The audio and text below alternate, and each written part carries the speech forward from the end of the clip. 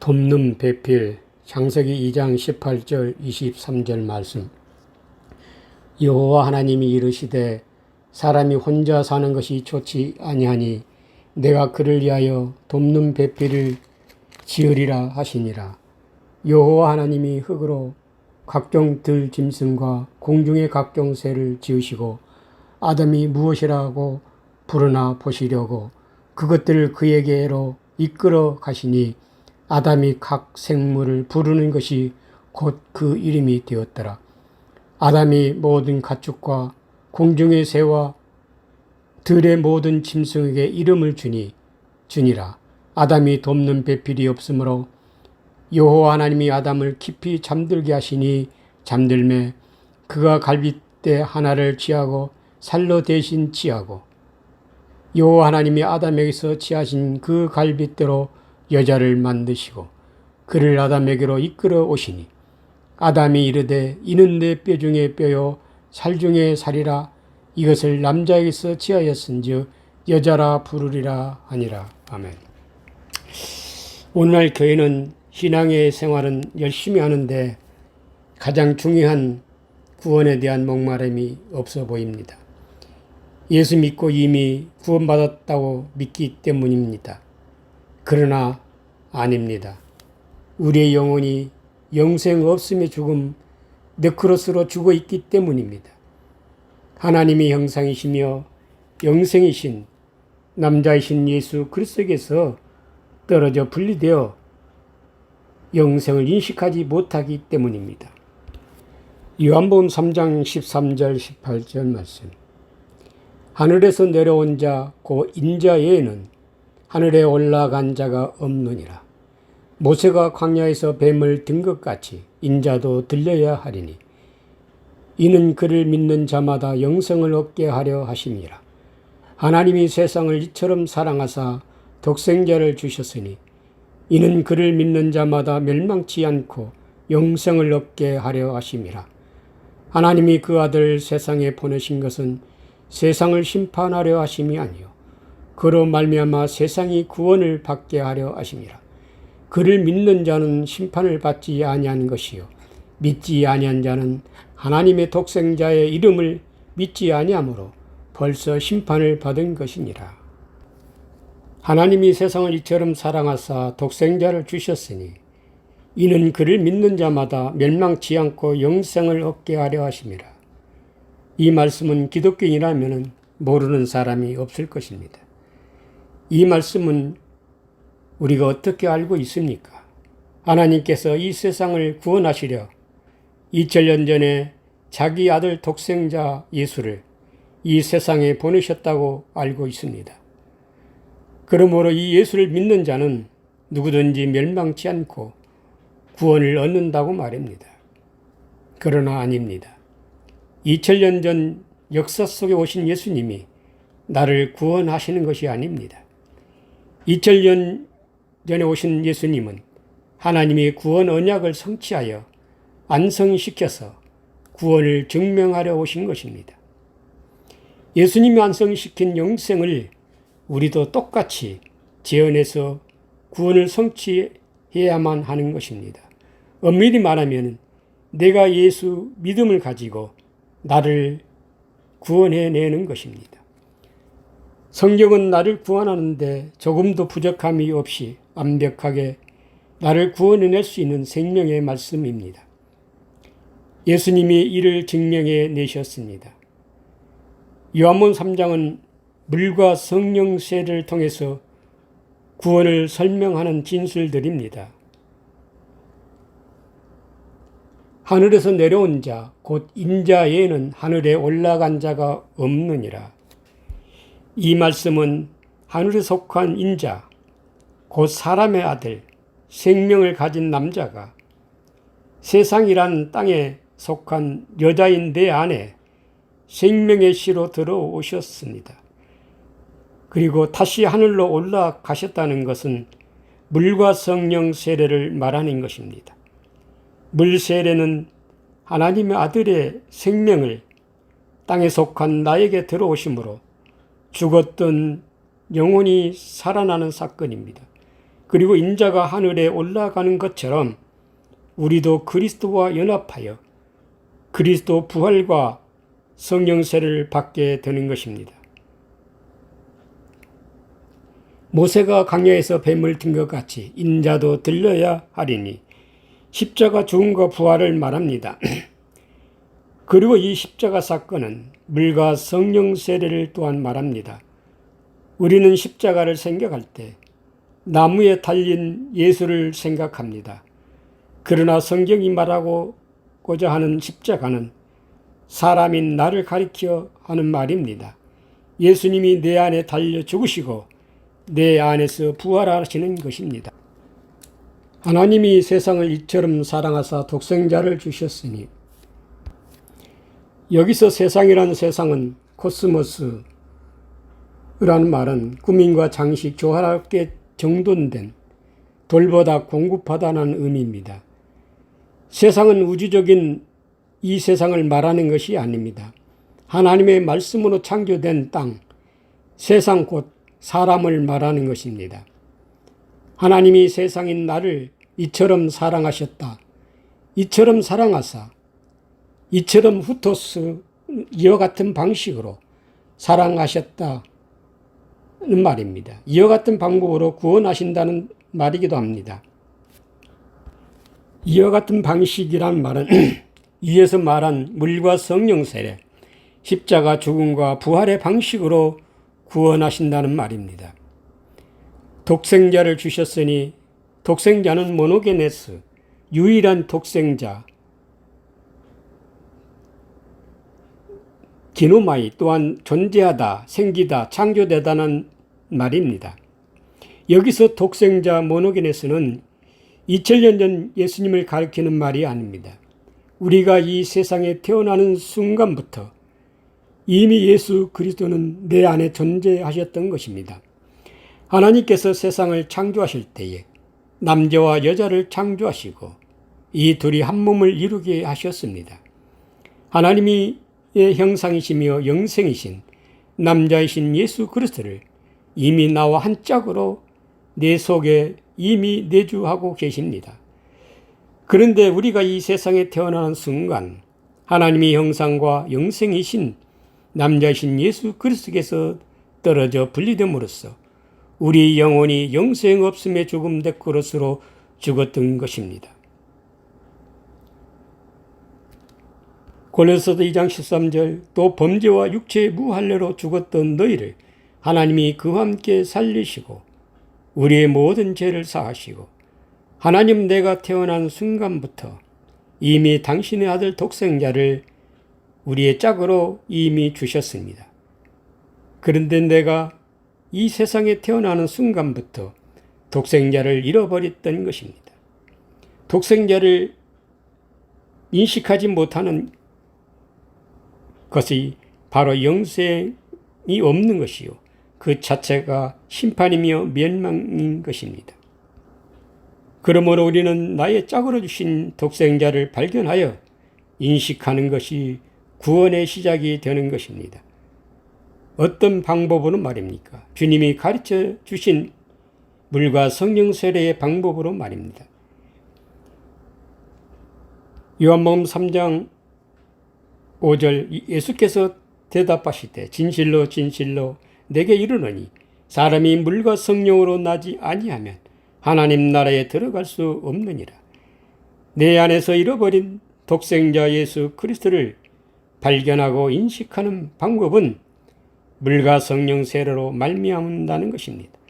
물 세례는 교회에서 행하는 종교의식을 말하는 것이 아닙니다.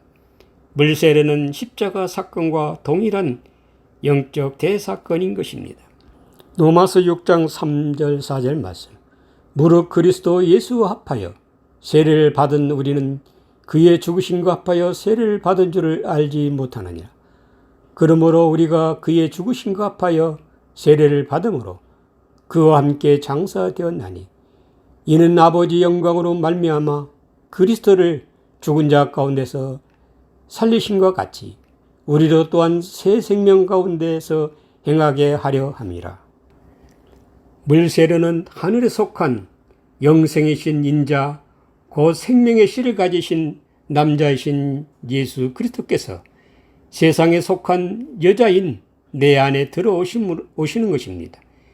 이로 말미암아 허물로 죽었던 내 영혼이 살아나게 되는 것입니다. 이것이 물로 거듭남이요 물세례입니다. 영생 없음의 죽음 네크로스로 죽었던 부식회가 자오 부식회 산 영이 되는 것입니다. 내 영혼이 살아남으로써 독생자 예수 그리스도와 분리되어 죽었던 것이 비로소 깨닫게 됩니다.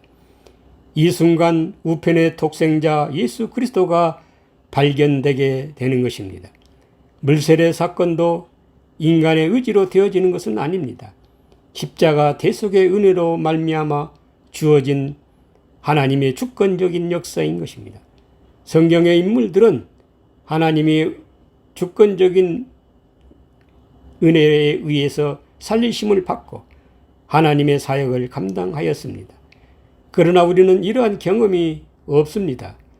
그러나 믿음으로 말씀을 믿고 순종함으로써 우리도 구원을 이루어낼 수 있는 것입니다. 요한복음 3장 17절 18절 하나님이 그 아들을 세상에 보내신 것은 세상을 심판하려 하심이 아니요 그로 말미암아 세상이 구원을 받게 하려 하심이라. 그를 믿는 자는 심판을 받지 아니하는 것이요 믿지 아니한 자는 하나님의 독생자의 이름을 믿지 아니하므로 벌써 심판을 받은 것이니라. 하나님이 독생자 그 아들을 세상인 내 안에 보내셨습니다. 그로 말미암아 구원을 받게 하시려 말입니다. 하나님의 독생자 이름, 예수 신분으로 구원을 이루라고 말입니다. 물세례로 내 영혼이 살아나면 그 사건이 십자가 대속의 은혜의 사건입니다. 예수 그리스도께서 내 대신 죽으시고 예수 이름, 독생자 이름을 우리에게 은혜로 넘겨주신 것입니다. 독생자를 주셨다는 디도미는 독생자 예수 이름을 선물로 넘겨주셨다는 말입니다. 이 예수 이름을 붙잡지 않으면 그 자체가 심판을 받는 것입니다. 심판이란 그르는 구별하다 나누다는 것은 독생자에게서 떨어져 그 상태가 멸망이라는 것입니다.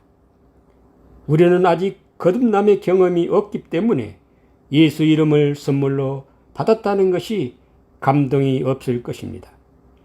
비록 이론적으로만 믿지만 이제부터 내가 예수 이름을 가지고 예수로 지어지면 그때는 이 말씀이 믿어지고 예수 그리스도가 인식될 것입니다. 독생자 예수 그리스도는 성경의 66권의 말씀이 곧 독생자 예수 그리스도입니다. 이 예수가 우리를 또한 나를 구원하시는 것입니다. 이 예수가 우리에게 있습니까? 이론적으로는 독생자를 발견했습니다. 그러나 나에게 이 예수를 인식하지 못합니다. 내가 말씀으로 지어지지 않았기 때문입니다. 나를 구원할 이 예수를 세우는 것이 바로 돕는 배필을 짓는 사건인 것입니다. 창세기 2장 18절 여호와 하나님이 이르시되 사람이 혼자 사는 것이 좋지 아니 내가 그를 위하여 돕는 배필을 지으리라 하시니라. 사람이 혼자 사는 것이 좋지 아니하다는 말은 결혼하지 않고 독신으로 살아가는 사람을 말하는 것이 아닙니다. 하나님께서 사람을 창조하실 때 남자와 여자 이 둘이 한 몸을 이루도록 창조하셨습니다. 남자와 여자에 대하여 이미 살펴본 바 겉사람인 여자인 나와 속사람이신 하나님의 형상이시며 영생이신 남자이신 예수 그리스도와 둘이 한 몸으로 창조되었다는 것입니다. 그런데 인간이 이 세상에 육의 몸을 입고 태어나는 순간 하나님의 형상이시며 영생이신 남자 곧 예수 그리스도에게서 단쪽으로 떨어져 나감으로써 영생에서 끊어진 것이었습니다. 그러므로서 인간은 영생 없음의 죽음 네크로스로 죽었던 것입니다. 여기서 혼자라는 바드는 부분 반쪽으로 분리하다, 나누다, 떨어져 나가다. 하나님의 형상과 영생에서 떨어져 내가 영생 없음의 죽음 내 그릇으로 죽었던 것입니다. 이런 상태를 에베소 2장 1절 허물과 죄로 죽었다고 하는 것입니다. 우리가 예수 그리스도와 분리되어 영생 없음의 죽음을 인정해야 나의 구원을 위해 돕는 배필을 지을 수 있는 것입니다. 여기서 돕는이라는 예절어는 돕는 자, 도움을 주는 자, 구분자, 그 예수를 말하는 것입니다. 그리고 배필이란 내게 드는 맞은편 바로 앞에 상대편이라는 말로서 우리에게서 반쪽으로 분리된 우편의 남자이신 독생자 예수 그리스도를 말하는 것입니다. 독생자 예수 그리스도는 내 안에 내 우편에 안전한 존재로 계십니다. 우리가 온전하신 예수 그리스도를 창조한다는 말이 아닙니다. 독생자의 반대편에서 말씀이 육신이 되신 예수 그리스도로 내가 세워지면 내가 예수로 자라난 만큼 우편에 계신 그리스도가 발견되고 인식되는 것입니다. 내가 예수로 지어지지 않으면 내 속사람 그리스도 부활을 기대할 수 없는 것입니다. 돕는 배필 예제를 내게 드는 반드시 지어져서 하나님께 산 제물로 드리면 내 우편의 그리스도 부활 성령 세례와 더불어 독생자 예수로 지어진 겉사람인 나도 함께 구원에 참여하는 것입니다. 이러한 구원을 설명하는 말씀이 바로 창세기 2장 18절 23절에 진술드린 것입니다. 나를 구원할 돕는 배필 독생자 예수는 어떻게 지어지는 것입니까? 하나님께서는 흙으로 각종 들 짐승과 공중의 새를 지으시고 아담이 무엇이라 이름을 짓나 보시려고 그것들을 아담에게로 들어가게 하셨습니다.